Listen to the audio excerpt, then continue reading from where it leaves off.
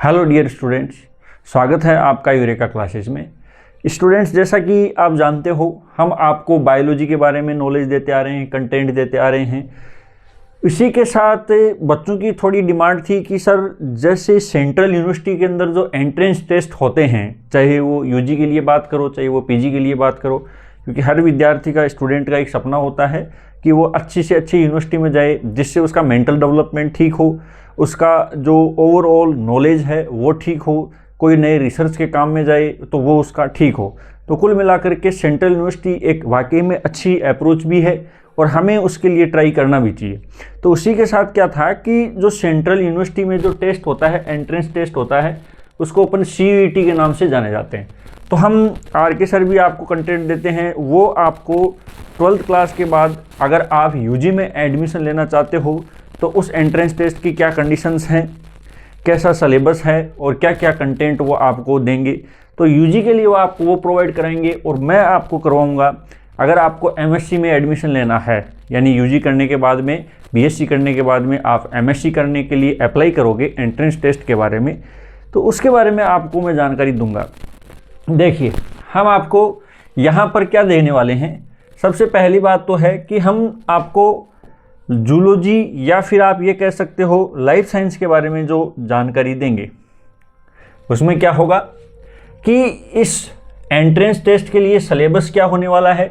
Syllabus का in the sense क्या होता है, देखिए मैं आपको बता दूं कि चाहे पीजी के एंट्रेंस टेस्ट की बात कर लो या फिर आप बात कर लो MSc करने के बाद में नेट, CSIR नेट अपन करते हैं, JRF करते हैं, उसका जो सिलेबस है, तो ये बहुत बढ़िया बात है कि लगभग सिलेबस वो सेम है।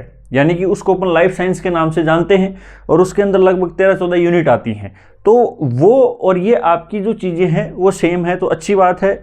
यहाँ से अगर आप अच्छी अप्रोच करते हो, यानी कि एंट्रेंस टेस्ट की अगर आप अच्छी तैयारी करते हो, तो ना कि सिर्फ पीजी में आपको एडमिशन मिलेगा, पीजी करने के बाद में अगर आप नेट करोगे, क्योंकि देखो पीजी करने के बाद में हमारा पर्पज़ क्या होता है, MSc करने के बाद हमारा पर्पज़ क्या है, या तो अपने को कहाँ जाना है, किसी रिसर्च के अंदर जाना है। रिसर्च के अंदर अपन जाएंगे तो नेट करेंगे, JRF करेंगे, हमें स्कॉलरशिप मिलेगा, कोई भी अपन नया काम करेंगे, या फिर हमें कोई असिस्टेंट प्रोफेसर की जॉब के लिए अप्लाई करना है, तो चाहे आप असिस्टेंट प्रोफेसर की जॉब की बात मान लो किसी भी राज्य के अंदर, या फिर आप रिसर्च की बात मान लो, आपको नेट क्वालिफाई करना होगा। और नेट क्वालिफाई करना है तो उसमें लाइफ साइंस का जो सिलेबस है, life science in the sense का क्या मतलब होगा कि बॉटनी और जूलॉजी, उसमें सारा कंटेंट आपको देखने को मिलेगा। तो वो और यहाँ जो UG के एंट्रेंस टेस्ट है, इसका सिलेबस लगभग आप मान सकते हो सेम है। तो ये बड़ी बढ़िया बात है, बढ़िया सिलेबस इन्होंने डिज़ाइन किया है, जिससे आपका कहने का मतलब है स्टैंडर्ड जो रिसर्च के लिए आप जाना चाहोगे तो यहीं से इम्प्रूव होना शुरू हो जाएगा। तो ये अच्छी बात है, इसलिए हमने इस चीज़ को थोड़ा सा पहल की है कि हम इसको आगे बढ़ाएं। तो सिलेबस के बारे में अपन ये देखेंगे कि CUET का क्या सिलेबस है, CUET में क्या सिलेबस आता है, किस प्रकार के क्वेश्चंस आपको देखने को मिलेंगे, उसके बारे में अपन बात करेंगे। पेपर कैसा आएगा, कितने मार्क्स का आएगा, उसका स्टैंडर्ड क्या होगा, किस प्रकार के क्वेश्चंस आएंगे, वो सारी बातें हम करने वाले हैं। उसके साथ साथ यूनिवर्सिटी, यानी कोई यूनिवर्सिटी में अप्लाई करने की क्या प्रोसेस है, इन सब चीज़ों के बारे में अपन बात करेंगे कि कौन सी यूनिवर्सिटी में किस प्रकार से अपन अप्लाई करते हैं। उसके साथ साथ अपन प्रिपरेशन स्ट्रेटजी के बारे में भी देखेंगे। ये प्रिपरेशन स्ट्रेटजी का देखो सीधा सा मतलब ये है कि हमें लिमिटेड टाइम में तैयारी करनी है। तो तैयारी करने के लिए देखो सबसे बढ़िया चीज़ तो यही है कि आपका UG के अंदर किस प्रकार का स्टैंडर्ड रहा है, यानी आप UG में किस प्रकार से पढ़े हो।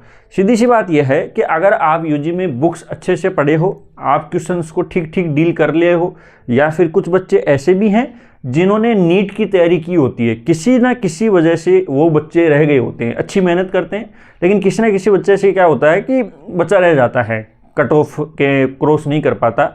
तो उन बच्चों को तो देखो स्ट्रेटजी सीधी सी बात है समझ में आई हुई है। समझ में आने का मेरा क्या मतलब हुआ कि आपको क्वेश्चन सोल्व करने की अप्रोच चाहिए, और वो क्वेश्चन सोल्व करने की अप्रोच है, वो जितने ज़्यादा आप क्वेश्चन सोल्व करोगे उसी से हमारी बढ़ती है। उसके साथ साथ अपन क्या करते हैं, कोई कंटेंट देख लेते हैं, या फिर कोई बच्चा ऐसा होता है जिसको बुक पढ़ने की आदत रहती है, तो जो बच्चा बुक अच्छा पढ़ा है उसके लिए कोई स्पेशल स्ट्रेटजी नहीं है, जो बच्चा पढ़ रहा है उसी को आगे बढ़ाता रहे। दूसरी बात अपन ये भी देखते हैं कि हम 2 जने आपको CUET की तैयारी करा रहे हैं। सर आपको करा रहे हैं जैसे कि 12th के बाद UG के लिए और मैं PG के लिए, तो इसका मतलब ये नहीं है कि वो कोई बाउंडेशन है, यानी कि जो क्वेश्चन 12वीं क्लास करने के बाद में आपको यूजी के लिए मिल सकता है, वो पीजी के लिए भी मिल सकता है, कोई स्टैंडर्ड की कोई बाउंडेशन नहीं है। जैसे कि मान लो हम आपको बताएं कि नीट के अंदर जो एग्जाम में क्वेश्चन आते हैं, वो क्वेश्चन भी अगर अपन बहुत बढ़िया से सोल्व करते हैं, एक एक क्वेश्चन को समझ के सोल्व करते हैं, तो उससे भी आपको बहुत बढ़िया बेनिफिट, इवन पीजी एंट्रेंस की बात छोड़ो, आपने अगर नीट बहुत बढ़िया से क्वेश्चंस को सोल्व किया है तो पीजी के बाद में जो नेट जेआरएफ का एग्जाम होता है उसके अंदर भी आपको बी पार्ट में काफ़ी ज़्यादा बेनिफिट मिलता है। तो कुल मिला करके देखो, कोई भी कंपटीशन एग्जाम को अगर आप क्वालिफाई करना चाहते हो, क्लियर करना चाहते हो, नेशनल लेवल के एग्जाम को क्लियर करना चाहते हो, तो सबसे पहला काम आपको करना होता है क्वेश्चंस के साथ डील कैसे करना है और हमें नॉलेज को किस प्रकार से इम्प्रूव करना है। दूसरी बात है कि अगर आपका नॉलेज इम्प्रूव चल रहा है या फिर आप नॉलेज इम्प्रूव कर रहे हो तो पीछे आप क्या करके आए हो, ये सीधी सी बात यही है, ये चीज़ें मैटर करती हैं। पीछे क्या करके आने का मेरा मतलब ये है कि आपने किस प्रकार से बुक्स पढ़ी हैं या फिर आप नोट्स रट के गए, एग्ज़ाम से एक रात पहले हमने नोट्स रटे, एग्ज़ाम के दिन हमने वो नोट्स कॉपी में ऐसे कैसे चिपका दिए, एग्ज़ाम देने के आधे घंटे बाद में बाहर निकलते ही अपने को पूछे कि वो क्वेश्चन जो एग्ज़ाम में करके वो दोबारा बताओ, तो वो भी हम नहीं बता पा रहे हैं। एक स्टडीज़ तो हमारी ये होती है, नोट्स को रटा चिपकाया कैसे ना कैसे करके, वहाँ पे हम बिखेर के आ गए और उसके बाद में अपन क्या कर रहे हैं, उस चीज़ को अप्रोच कर रहे हैं। तो ये चीज़ थोड़ी सी मुश्किल होती है क्योंकि क्वेश्चन अपन डील कर ही नहीं रहे एक्चुअल में। यहाँ हम यही देखना चाहेंगे कि आपका 12th क्लास के बाद में मान लो नीट वगैरह किया है, अगर नहीं भी किया हुआ है तो बीएससी में आपने बुक बहुत बढ़िया से पढ़ी है, तो वो आपको सबसे ज़्यादा बेनिफिशियल देने वाला है। तो मेरा सीधा सा मतलब है, हमें किसी कॉम्प्लेक्सिटी में उलझना नहीं है, ये बुक पढ़नी है, ये काम करना है, ये काम करना है, ऐसा नहीं है। जो आप पढ़ाई कर रहे हो उस पढ़ाई को कंटिन्यू करो और रिवाइज करो, रिवीजन करते रहो। उसके साथ साथ सबसे इंपॉर्टेंट बात, हमारे साथ मिलके क्वेश्चन सोल्व करो और हम आपको क्वेश्चंस यहाँ पर सोल्व करवाएंगे और ज़्यादा से ज़्यादा क्वेश्चन सोल्व कराएंगे, जिससे आपको एक आइडिया होगा कि इस एग्जाम का स्टैंडर्ड क्या होता है और किस प्रकार के क्वेश्चंस को डील करना है। सबसे इंपॉर्टेंट बात यही है। तो यहाँ पर हम आपको ये सारी बातें बताएंगे कि इसके सिलेबस की जानकारी आपको देंगे, कितने मार्क्स का पेपर आता है उसके बारे में अपन आपको सब बताएंगे, यूनिवर्सिटी प्रोसेस क्या है, क्योंकि सारी सेंट्रल यूनिवर्सिटी में अगर आपको अप्लाई करना है तो उसका पेपर आपको एक ही देना है। उसके बाद में क्या होगा, आपने पेपर दे दिया, उसका रिजल्ट आएगा, कट ऑफ आएगी, मार्क्स आएंगे आपके, और उसके बाद में जिस यूनिवर्सिटी में आप जाना चाहते हो, जिस यूनिवर्सिटी में आप अप्लाई करना चाहते हो, तो उनकी मेरिट लिस्ट है वो अलग अलग से बनती है। यानी एग्जाम एक है, उसके बाद में आपकी चॉइस होती है कि आप कौन सी सेंट्रल यूनिवर्सिटी को चाहते हो। जितने आपके अच्छे नंबर आए हुए होते हैं उतनी अच्छी आपको सेंट्रल यूनिवर्सिटी मिल जाती है। जैसे कि जनरली अपन टॉप यूनिवर्सिटी कौन सी होती है उसके बारे में भी अपन बात करेंगे कि अगर आप कौन सी बहुत बढ़िया यूनिवर्सिटी को सेलेक्ट कर सकते हो अगर आपके बहुत अच्छे नंबर आए हैं तो देखिए इसके अंदर अपन आगे चलते हैं कि हम किस प्रकार से चीज़ों को डील करेंगे। तो देखिए, सीईटी पीजी जूलॉजी का सिलेबस, सबसे पहले अपन तो यही बात कर लेते हैं कि इसका सिलेबस क्या होगा। तो सिलेबस के अंदर देखिए, अगर अपन बात करें जूलॉजी के बारे में, तो जूलॉजी की बात करते हैं तो अपन ये देखेंगे कि एनिमल डाइवर्सिटी, एनिमल डाइवर्सिटी के अंदर आपको क्या देखना है कि वर्टिब्रेट और इनवर्टिब्रेट, एक तो वर्टिब्रेट देखना है और एक इनवर्टिब्रेट देखना है। ये दोनों चीजें सबसे ज्यादा क्वेश्चन को कवर करती हैं। लगभग आप मान के चलो टोटल 75 क्वेश्चन आते हैं, उनमें से 12 से लेकर 15 क्वेश्चन तो इसी एक यूनिट से आते हैं। यानी वर्टिब्रेट इनवर्टिब्रेट दोनों चीज़ें आपको मिला के पढ़नी है, पूरी डाइवर्सिटी को अच्छे से स्टडी करना है। तो जो सबसे ज़्यादा क्वेश्चंस आते हैं वो एनिमल डाइवर्सिटी से आते हैं। एनिमल डाइवर्सिटी का मतलब देखो, बहुत इसमें भी आसान चीज़ें हैं। पहली चीज़ क्या होती है कि जो एनिमल्स का क्लासिफिकेशन किया है वो किस बेसिस पे किया है, किस बेसिस पे किया करने का क्या मतलब हुआ कि उसकी बॉडी का ऑर्गेनाइजेशन कैसे है, आपको वो देखना है। उसके अंदर सिमेट्री कैसी है वो देखना है, वो डिप्लोब्लास्टिक है ट्रिप्लोब्लास्टिक है वो चीज़ देखनी है। उसके साथ साथ सीलोम का क्या टाइप है, सीलोम कहाँ से ओरिजिन हो रही है वो चीज़ आपको देखनी है। उसके साथ साथ आपको सभी इनवर्टिब्रेट के लार्वा का नाम अच्छे से पढ़ना, लार्वा से क्वेश्चन आता ही आता है। लार्वा का एग्जाम्पल आपको पढ़ना है। उसके साथ साथ क्या पढ़ना है, respiratory system, excretory system, locomotory system. यानी क्या क्या चीज़ें हो गई इस एनिमल डाइवर्सिटी में, क्या चीज़ आपको फोकस करनी है। सबसे पहला कि क्लासिफिकेशन का जो मेन बेसिस है वो है बॉडी ऑर्गेनाइजेशन। अपन पढ़ते हैं ना, जैसे सेलुलर लेवल का बॉडी है, टिश्यू लेवल का बॉडी है, यानी उस एनिमल की बॉडी बनी हुई किस चीज़ से है। तो बॉडी का ऑर्गेनाइजेशन, सिमेट्री, डिप्लोब्लास्टिक, ट्रिप्लोब्लास्टिक यानी कि डेवलपमेंट का टाइप हो गया, सीलोम हो गया। सीलोम के बाद में सभी क्लासेस के फाइलम के एग्जाम्पल्स लार्वा समेत लार्वाओं के नाम ही हो गए, पक्का क्वेश्चन आएगा लार्वा से। उसके साथ साथ प्रत्येक एनिमल में, प्रत्येक फाइलम के एनिमल में रेस्पिरेशन कैसे हो रहा है, कौन से ऑर्गन है, कैसी स्ट्रक्चर है, एक्सक्रेशन कैसे हो रहा है, कैसे ऑर्गन, कैसी स्ट्रक्चर और लोकोमोशन। ये चीज़ अगर आप करते हो, इतनी सी बातें अगर आप करते हो, तो मान के चलो 100% की तो देखो मैं बिल्कुल नहीं कह सकता, लेकिन आप ये समझ लो कि आपका 80% पोर्शन है वो कवर हो गया इतनी चीज़ें अगर पढ़ते हो तो। यानी कि अगर 12 से 15 क्वेश्चन आते हैं तो आप 10 क्वेश्चन कहीं नहीं गए, और 10 क्वेश्चन अगर आप सही करते हो तो एक क्वेश्चन 4 नंबर का है, 40 नंबर बात बढ़ गई आपकी यहीं पर।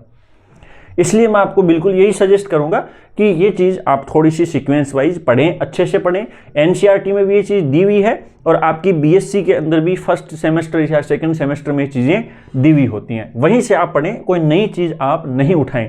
ये मैं आपको बिल्कुल सलाह दूंगा, क्योंकि ये देखो फिलहाल रिवीजन का टाइम है। उसके बाद में अपन देखते हैं सेल बायोलॉजी। सेल बायोलॉजी की जब अपन बात करेंगे तो सीधी सी बात है, सेल बायोलॉजी के अंदर अपन यही देखते हैं कि किस सेल की स्ट्रक्चर है, सेल ऑर्गेनल्स क्या हैं, कौन कौन से सेल ऑर्गेनल्स हैं, वो चीज़ अपन देखते हैं। Genetics and molecular biology, genetics के बारे में जैसा कि आप जानते हो कि कैरेक्टर्स एक जनरेशन से दूसरी जनरेशन के अंदर जा रहे हैं, उसकी स्टडी करते हैं। मॉलिक्यूलर बायोलॉजी यानी कि डीएनए क्या है और डीएनए से डीएनए बनने की प्रोसेस रेप्लिकेशन है, डीएनए से आरएनए बनेगा, ये ट्रांसक्रिप्शन है, और आरएनए से प्रोटीन बनेगा, ये ट्रांसलेशन है। ये चीज़ें अगर आप इसमें कवर करते हो तो सीधी सी बात है, इसमें आपका काम बन जाता है। इवोल्यूशन है, यानी न्यू स्पीसीज का जनरेशन कैसे होगा, नए कैरेक्टर्स कैसे आएंगे, उसकी बात आप इवोल्यूशन के अंदर करते हो। डेवलपमेंटल बायोलॉजी यानी कि हमारा जीवन की शुरुआत कहाँ से लेकर के कंप्लीट कॉम्प्लेक्स बॉडी बनी है, उन सब की बातें आप डेवलपमेंटल बायोलॉजी करते हो। एनिमल फिजियोलॉजी यानी कि human and animal physiology, physiology का मतलब है कि हमारा शरीर का ढांचा है, ये चल कैसा रहा है, इसको कौन चला रहा है, तो सारी सी बात है बॉडी सिस्टम मिलकर के चला रहे हैं। एक्सक्रीटरी सिस्टम हो गया, एंडोक्राइन सिस्टम हो गया, रेस्पिरेटरी सिस्टम हो गया, ये सारी चीज़ें मिलकर के चला रहे हैं। तो एनिमल फिजियोलॉजी का मतलब यही हो गया कि हम हमारी बॉडी को कैसे, या हमारी बॉडी कैसे चल रही है, कौन कौन से सिस्टम मिल करके इस पूरी बॉडी को हम बहुत बढ़िया से चला पा रहे हैं। हमारा दिमाग काम कर रहा है, हम प्रॉपर सांस ले पा रहे हैं, पूरी बॉडी में हार्मोनल सिस्टम बैलेंस में है, ये सारी चीज़ें। एंडोक्राइनोलॉजी, जाहिर सी बात है हमारी बॉडी के अंदर हार्मोनल रेगुलेशन कैसे हो रहा है। न्यूरोबायोलॉजी यानी कि नर्वस सिस्टम, हमारा न्यूरॉन्स कैसे काम कर रही हैं। इम्यूनोलॉजी यानी कि हमारे शरीर के अंदर कोई रोग आ रहा है, बैक्टीरिया आ रहा है, वायरस आ रहा है, उन सब से हमारी बॉडी कैसे डील कर रही है, कैसे उसको ख़त्म कर रही है, हमें निरोगा कैसे कर रही है। इम्यूनोलॉजी अपन पढ़ते हैं। रिप्रोडक्टिव बायोलॉजी यानी रिप्रोडक्शन कैसे होता है। इकोलॉजी, इकोलॉजी का मतलब है कि हमारे चारों ओर चल क्या रहा है। एक बढ़िया बात है कि इथोलॉजी, इथोलॉजी भी आपको इसके अंदर देखने को मिलती है। पहले इन चीज़ों को ज़्यादा तवज्जो नहीं दी जाती थी, लेकिन आजकल इथोलॉजी बहुत बढ़िया ही टॉपिक हो गया। इथोलॉजी का मतलब ये हो गया कि इथोलॉजी का मतलब हो गया हमारा बिहेवियर, हम जो डेली रूटीन के अंदर बिहेवियर परफॉर्म करते हैं, वो बिहेवियर कैसे परफॉर्म करेंगे, उसके बारे में भी बात होती है। इथोलॉजी, बायोकेमिस्ट्री, ये काफ़ी इंपॉर्टेंट रहता है। बायोकेमिस्ट्री का मतलब हमारी बॉडी किन किन चीज़ों से मिलके बनी है। तो हम बहुत सिंपल फॉर्म में कहते हैं कि हमारी बॉडी में जो मेजर कंटेंट है, एक तो प्रोटीन है, एक कार्बोहाइड्रेट है, एक लिपिड है और एक न्यूक्लियोटाइड है, यानी डीएनए और आरएनए। ये मेजर कंपोनेंट है, बायोमोलिक्यूल है। इनकी केमिकल स्ट्रक्चर की स्टडी करना बायोकेमिस्ट्री कहलाएगा। तो ये अपन किस में करते हैं, बायोकेमिस्ट्री में। फिलहाल देखिए, जैसे जैसे साइंस तरक्की करती जा रही है, वैसे वैसे टेक्नोलॉजी बहुत बढ़ती जा रही है। साइंस तरक्की करने का क्या मतलब हो गया कि हम नई चीज़ों को इनोवेट कर रहे हैं, तो भाई इसको भी ज़्यादा तवज्जो दी जा रही है। बायोटेक्नोलॉजी मान लो, बायो इन्फॉर्मेटिक्स मान लो, एनवायरमेंटल बायोलॉजी, इस पर भी खूब काम हो रहा है। टॉक्सिकोलॉजी, टॉक्सिकोलॉजी का मतलब यह है कि हमारे एनवायरनमेंट में कौन कौन से ऐसे कण हैं जिससे एनवायरनमेंट प्रदूषित हो रहा है, यानी टॉक्सिसिटी कैसे बढ़ रही है, उसकी स्टडी भी करते हैं। काफ़ी नया, ये क्या है, नई चीज़ें हैं, ज्वलंत चीज़ें हैं, नए मुद्दे हैं, इसलिए इन पर भी क्वेश्चन बहुत बढ़िया बनते हैं। आपके लिए ये बोलें कि बहुत टफ नहीं बनते, लेकिन हाँ, इन टॉपिक को देखो तवज्जो दी जाती है। जैसे सबसे पहले वर्टिब्रेट, इनवर्टिब्रेट को बहुत तवज्जो दी जाती थी, इनको ज़्यादा नहीं दी जाती थी, लेकिन आज आप ये मान सकते हो कि आपके पेपर में इनसे रिलेटेड काफ़ी चीज़ें देखने को मिलेगी। तो ये तो बात थी हमारी सिलेबस के बारे में, ये आपके सामने आपका सिलेबस है। तो कुल मिलाकर के मैं बोल सकता हूँ कि बायोस्टैटिक्स भी आपने पढ़ रखी है। हम बीएससी थर्ड ईयर में या फिर हम बीएससी के लास्ट सेमेस्टर में बायोस्टैटिक्स आराम से पढ़ते हैं। बायोस्टैटिक्स का देखो रोल ये है कि हम डेली लाइफ में बहुत सारे काम करते हैं, रिसर्च का काम करते हैं, कोई डेटा कलेक्ट करते हैं, डेटा को किस प्रकार से अरेंज करते हैं, वो सब बायोस्टैटिक्स में आता है। तो देखिए कुछ बच्चों की एक अप्रोच होती है बायोस्टैटिक मैथ होती है, ये बच्चों मैथ नहीं होती। क्या होता है, बायोलॉजी के अंदर हम रिसर्च कर रहे हैं, बहुत सारे डेटा को कलेक्ट कर रहे हैं, बहुत सारी चीज़ें इकट्ठा कर रहे हैं, पॉपुलेशन की स्टडी कर रहे हैं, संख्या की स्टडी कर रहे हैं, तो एक प्रकार से बहुत सारी मैथ हो जाती है। उस मैथ को सिंपल करना, यानी उस मैथ को ज़्यादा से ज़्यादा सिंपल फॉर्म में प्रेजेंट करना ही बायोस्टैटिक्स है। यानी ऐसा नहीं है कि हमारी डेली लाइफ के अंदर मैथ आ गई, ऐसा नहीं होता। यानी कि हमारे अंदर जो डेटा है, मैथमेटिकल जो डेटा है, न्यूमेरिकल जो डेटा है, उसको सिंपल से सिंपल फॉर्म में प्रेजेंट करना, ये पर्पज़ होता है हमारा बायोस्टैटिस्टिक्स पढ़ने का। तो इससे भी आपको बिल्कुल नहीं घबराना है, ये भी बढ़िया चीज़ है, क्योंकि ये सारी है न्यू रिसर्च से रिलेटेड है। देखो सीधी सी बात है, इसलिए इनको भी बढ़िया तवज्जो दी जाती है। इसलिए आप ये थोड़ा सा ख्याल रखें, बायोस्टैटिक्स भी अच्छे से पढ़ के जाएँ। उसके बाद में अपन देखते हैं क्या क्या आपको अप्रोच करनी चाहिए, क्या क्या आपको पढ़ना चाहिए। तो देखिए एनसीईआरटी तो आप चाहे यूपीएससी का एग्जाम दो, कलेक्टर बनो, एनसीईआरटी को तो अपन स्किप कर ही नहीं सकते। स्टैंडर्ड यूजी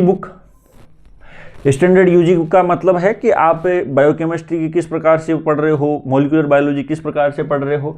तो स्टैंडर्ड यूजी बुक का मतलब ये नहीं है कि अब आप थोड़े टाइम के लिए किताबों को चेंज करो, ऐसा नहीं है। आपके लिए स्टैंडर्ड यूजी बुक कौन सी होगी, जिसको आप अभी तक पढ़ते आए हो, वही आपके लिए स्टैंडर्ड यूजी बुक होगी और यहाँ से क्वेश्चंस आपके बन जाएंगे।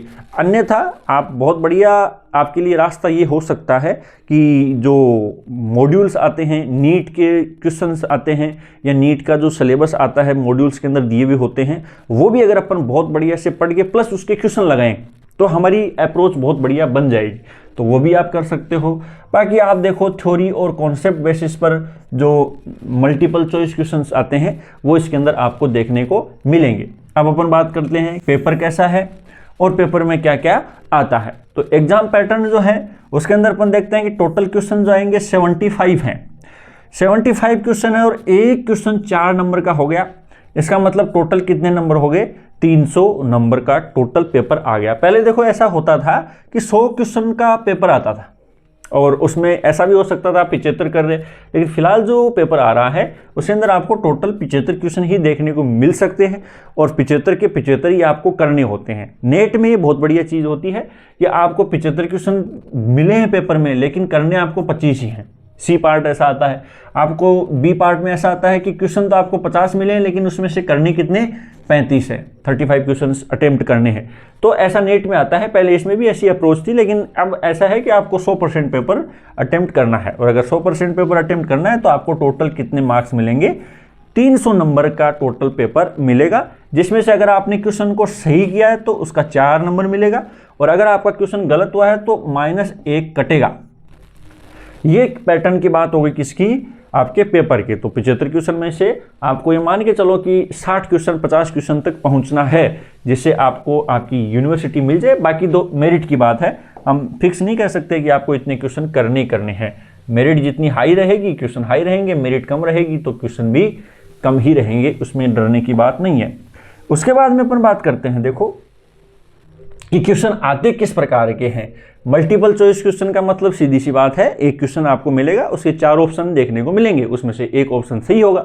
वो ऑप्शन अगर आपने टिक किया है तो आपको 4 नंबर मिल गए और अगर आपका टिक गलत हो गया तो -1 नंबर टोटल में से कट गया। सीधी सी बात है, इसी को अपन क्या कहते हैं, मल्टीपल चॉइस क्वेश्चंस।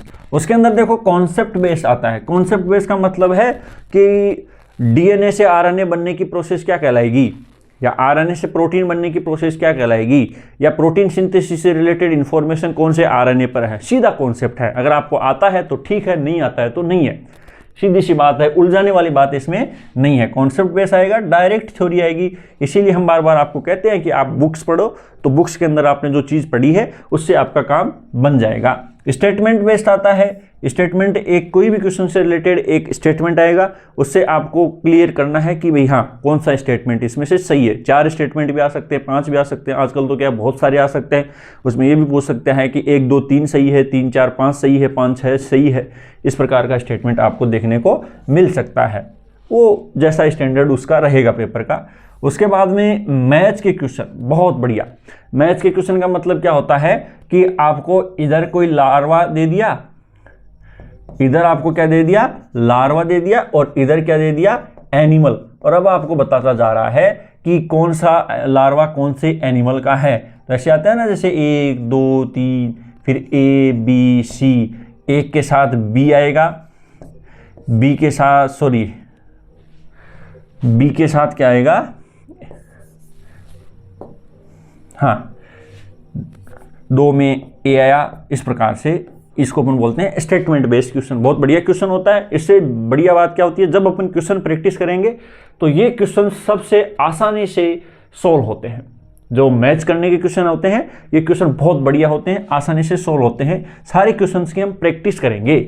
उसके बाद में पेपर का लेवल अपन मान सकते हैं easy to moderate. Easy to moderate का मतलब है कि जिस बच्चे की बुक्स बहुत बढ़िया से पढ़ी हुई हैं, कोई ऐसे बच्चे हैं जिसने नीट की तैयारी बहुत अच्छे से कर रखी है, क्वेश्चंस को सोल्व, बहुत सारे क्वेश्चंस को सोल्व कर रखा है, प्रैक्टिस बहुत बढ़िया कर रखी है, उस बच्चे के लिए पेपर इजी ही रहने वाला है, नो डाउट। उस बच्चे के लिए हार्ड नहीं रहने वाला। लेकिन जो बच्चा अभी तक इन चीज़ों में नहीं आया है तो उसके लिए यही है कि भाई जितना टाइम बचा है, जो आपके पास नॉलेज है उसको क्वेश्चंस में कन्वर्ट करो, क्वेश्चंस की प्रैक्टिस में कन्वर्ट करो, आपका काम बनेगा। कैसा भी बच्चा हो, काम आपका बनेगा। उसके बाद में ये कह सकते हैं कि नेट, जैसा कि हम आपको बार बार बता रहे हैं, पीजी करने के बाद नेशनल एलिजिबिलिटी टेस्ट होता है, जिसके बेसिस पे अपने को असिस्टेंट प्रोफेसर बनाया जाता है, जिसके बेसिस पर अपन रिसर्च फील्ड में जाते हैं। उससे थोड़ा आसान ही आएगा। जाहिर सी बात है, आप एमएससी कर रहे हो भी तो उसके लिए आपको ज़्यादा उलझाया नहीं जाएगा, तो उससे क्वेश्चंस आपको बढ़िया मिलेगा, आसान मिलेगा। उसके बाद में अपन ये देख लेते हैं, थोड़ा सा आपको जानकारी दे देते हैं कि कौन सी यूनिवर्सिटी सबसे बढ़िया रहती है। तो यूनिवर्सिटी के अंदर अपन मान सकते हैं दिल्ली यूनिवर्सिटी बहुत बढ़िया है, बनारस हिंदू विश्वविद्यालय बहुत बढ़िया है, बनारस हिंदू यूनिवर्सिटी, जय नारायण यूनिवर्सिटी, जवाहरलाल नेहरू यूनिवर्सिटी, ये भी बहुत बढ़िया है। तो ये आपकी लगभग यूनिवर्सिटी आप मान सकते हो, प्रायोरिटी के बेसिस पर आप सेलेक्ट कर सकते हो। और ये यूनिवर्सिटी अगर आपको मिलती हैं तो हम ये मान सकते हैं कि आप एमएससी करके निकलोगे तो आपको रिसर्च टाइप का स्टूडेंट बना करके निकालेंगी ये यूनिवर्सिटी। उसके अलावा हमारे आसपास की भी बात करो, ऐसा नहीं यूनिवर्सिटी यही है, बहुत सारी सेंट्रल यूनिवर्सिटी हैं। जैसे हमारे आसपास, हमारे राजस्थान में किशनगढ़ के अंदर है, पंजाब के अंदर बठिंडा के अंदर है, हरियाणा के अंदर महेंद्रगढ़ के अंदर सेंट्रल यूनिवर्सिटी है। तो हमारे आसपास भी काफ़ी सारी सेंट्रल यूनिवर्सिटीज़ हैं जिसके अंदर अपन अप्लाई कर सकते हैं। उनकी प्रोसेस भी यही रहेगी। और जो हम यूनिवर्सिटी के अंदर बात करेंगे, एग्जाम का रिजल्ट आएगा, रिजल्ट आने के बाद में वो हमारी चॉइस होगी कि हम कौन कौन सी यूनिवर्सिटी को प्रीफर कर रहे हैं।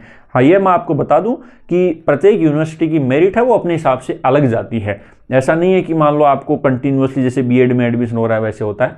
यूनिवर्सिटी की एक प्रोसेस होती है, उसके मेरिट जाती है। तो जो जितनी अच्छी यूनिवर्सिटी है, कैंडिडेट ने ज़्यादा अप्लाई किया है तो उस यूनिवर्सिटी की मेरिट ज़्यादा रहेगी, और कैंडिडेट ने अगर कम अप्लाई किया है तो वो कम मेरिट पे आपका सिलेक्शन होता है। तो ये जो टॉप यूनिवर्सिटीज़ हैं उसके लिए आपको अच्छी मेहनत चाहिए, आपके अच्छे मार्क्स चाहिए, उसमें कोई डाउट नहीं है। उसके बाद में नेक्स्ट बात, जो इम्पोर्टेंट बात है हमारे लिए, तो सबसे इम्पोर्टेंट यही बात है कि साहब एग्ज़ाम तो आने वाली है और हम तैयारी कैसे करें, तैयारी की प्रोसेस है। तो देखिए, तैयारी की बात ये करें अपन आपको, तो मैं आपको बताऊं कि सिलेबस, सबसे पहली बात तो सिलेबस क्या आएगा, तो सिलेबस के अंदर हमने थोड़ी बात की है। आगे आप वीडियो बनाते चले जाएंगे, अपन क्वेश्चन सोल्व करते जाएंगे, आपको अपने आप समझ में आ जाएगा कि सिलेबस किस प्रकार से है, क्वेश्चन किस प्रकार से आएंगे, उन क्वेश्चंस को डील कैसे करना है। उसके बाद तो सिलेबस की स्टडी, या अपने को कोई भी एग्जाम करते हैं, कोई भी एग्जाम के बारे में अपन देखते हैं तो सबसे पहली चीज़ है कि उसका क्या लेवल है। सबसे पहली चीज़ आप उसका सिलेबस पढ़ो। सिलेबस पढ़ने के बाद में आप उसके 2-3 सालों के क्वेश्चन पेपर निकाल के और वो देखो। सिलेबस आपने पढ़ लिया, आपने क्वेश्चन पेपर निकाल लिए, आपको पता चलेगा कि उस एग्ज़ाम का क्या स्टैंडर्ड है, उस एग्ज़ाम का क्या लेवल है। तो ये बात तो देखो है ही है। बुक्स के सिलेक्शन की बात अपन जब करें तो बुक्स के सिलेक्शन की तो बात अपन बार बार कर चुके हैं। क्या कर चुके हैं कि जो चीज़ आप पढ़ रहे हो वो चीज़ पढ़ो। उसके अलावा कोई बच्चा ये कह रहा है कि साहब हमने तो नोट्स करके एक रात की पढ़ाई करके यूजी की है। तो उन बच्चों के लिए मैं थोड़ा सा ये कहूँगा कि आप कोई भी मॉड्यूल जो आपके पास में हो सकते हैं उन क्वेश्चन सोल्व करो। उसके साथ साथ अपन काफ़ी वीडियो अपलोड करेंगे, आपके लिए काफ़ी वीडियो बनाएंगे। उस वीडियो में देखो होगा क्या, उस वीडियो में हम आपको क्वेश्चन सोल्व कराएंगे, ना ओनली क्वेश्चन सोल्व कराएंगे, कोई भी टॉपिक से रिलेटेड अगर आपको क्वेश्चन सोल्व कराया जा रहा है तो उसकी कंप्लीट इन्फॉर्मेशन आपको मिलेगी। कि ऐसा नहीं है एक क्वेश्चन का बी ऑप्शन हुआ तो बी ऑप्शन टिक करके अपन आगे भाग गए, ऐसा नहीं है। चारों ऑप्शन के बारे में अपन बात करेंगे कि कौन कौन सा सही है, गलत है तो वो गलत क्यों है, गलत सही होता तो किस प्रकार से होता। तो अगर अपन एक क्वेश्चन सोल्व कर रहे हैं तो उसके साथ में 5 क्वेश्चन सोल्व कर रहे हैं, सीधी सी बात ये है। तो जो क्वेश्चन हमने सोल्व किया उसके आगे पीछे की पूरी कहानी अपन देखेंगे। तो उन बच्चों को तो मैं यही कहूँगा, सबको, बाकी देखिए सभी के लिए है कि आप क्वेश्चंस की प्रैक्टिस ज़्यादा से ज़्यादा करें।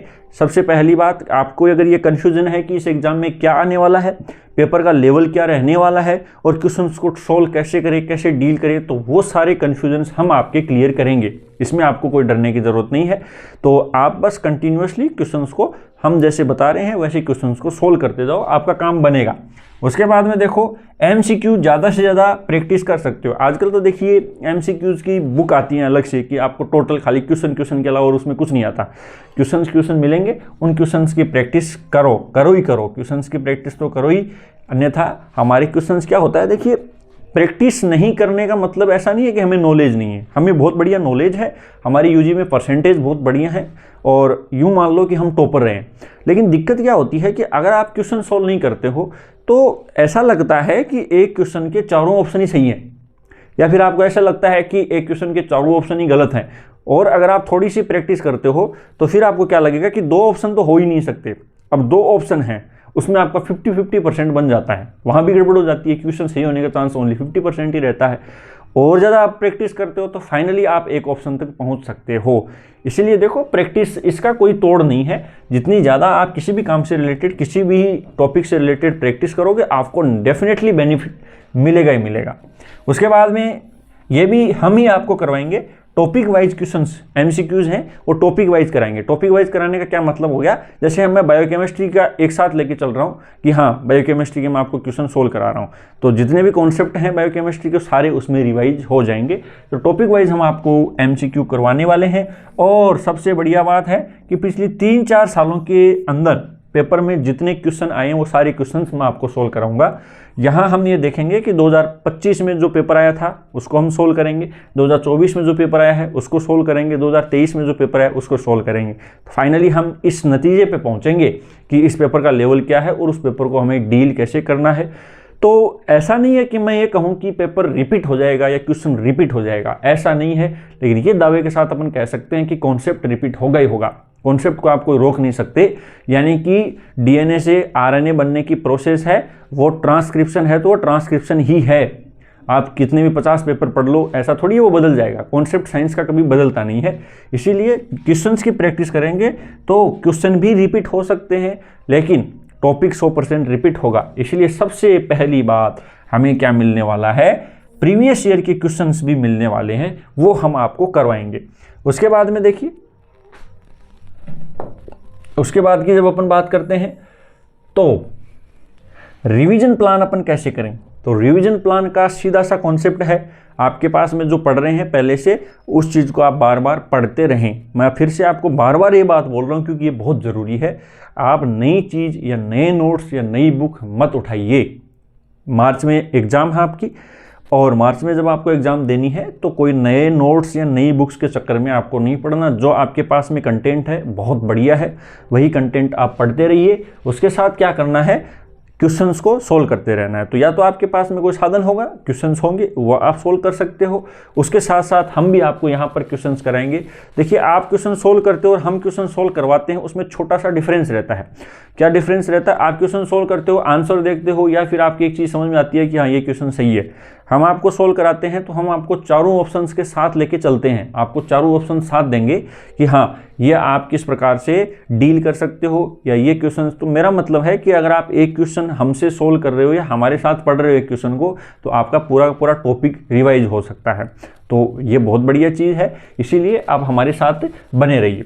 उसके बाद में देखिए, थ्योरी आपने बहुत बढ़िया से पढ़ी, आपने क्वेश्चन लगाए, क्वेश्चन सोल्व किए और आपके पास जो कंटेंट है उसको बार बार पढ़ा, तो आपके सिलेक्शन को कोई रोकने वाला है नहीं, आपको यूनिवर्सिटी मिलेगी। उसके साथ में देखिए हम ये चीज़ कंटिन्यूसली आपको देते रहेंगे, जो टिप्स हैं, गाइडेंस है, वो सारी चीज़ें आपको देते रहेंगे। तो मैं ये वीडियो इसीलिए बना रहा हूँ आपके लिए, मेरा पर्पज़ ये है कि मैं आपको समझा पाऊँ CUET है क्या।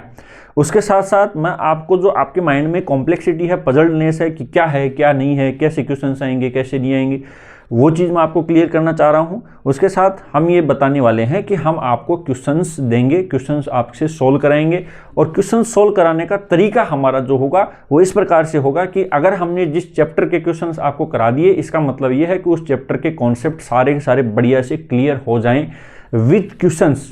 तो इसका मतलब ये है कि हम जो सबसे ज़्यादा इम्पोर्टेंट है और इस कम समय में हम ज़्यादा से ज़्यादा एफर्ट कैसे कर सकते हैं, आपका बहुत बढ़िया से सिलेक्शन कैसे दिला सकते हैं, उस स्ट्रेटजी में हम काम करेंगे। इसीलिए आप हमारे साथ में बने रहिए। जल्दी ही आपको क्वेश्चन से रिलेटेड सारी वीडियो देखने को मिलेंगे। जो भी आपकी डिमांड है या जो भी आपको चीज़ें समझ में नहीं आ रही या जो टॉपिक्स में आपको उलझन लगती है, आप बेफिक्र रहिए, आप हमें कमेंट करके बताइए कि हमारी ये समस्या आ रही है। हम तुरंत प्रभाव से आपकी समस्या का समाधान करने की पूरी कोशिश करेंगे। तो थैंक यू सो मच। ज़्यादा टाइम वेस्ट नहीं करते हुए मैं आपको कहूँगा कि हम जल्दी क्वेश्चंस के साथ मिलेंगे। आप बने रहिए। Thank you.